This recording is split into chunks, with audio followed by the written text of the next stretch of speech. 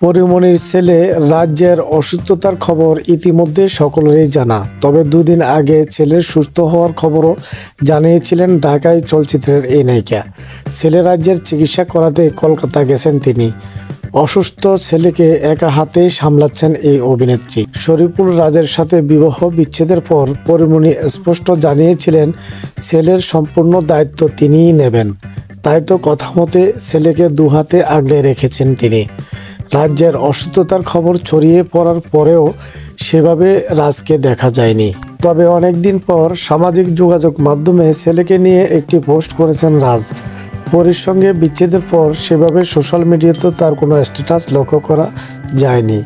ছেলের অসুস্থতার খবর পাওয়ার পর নিজের ফেসবুকে রাজ লেখেন শামীম মোহাম্মদ রাজ্য, সেই সঙ্গে একটি ভালোবাসার স্টিকার যুক্ত করেন।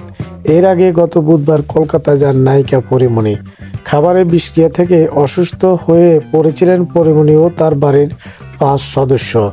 বাড়ির অন্যান্যরা সুস্থ হলেও পরিমণির ছেলের শারীরিক উন্নতি না হওয়ায় তাকে সঙ্গে সঙ্গে কলকাতায় নিয়ে আসেন নায়িকা।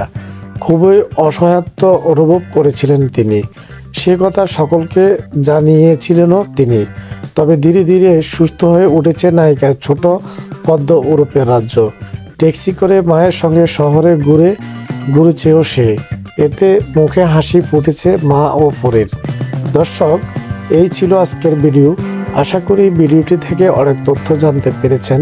বাংলাদেশের সমসাময়িক বিষয় এবং বিনোদন জগতের সকল সত্য আপডেট জানতে ওহিদুর মিডিয়া চ্যানেলটিকে সাবস্ক্রাইব করে সাথে থাকুন।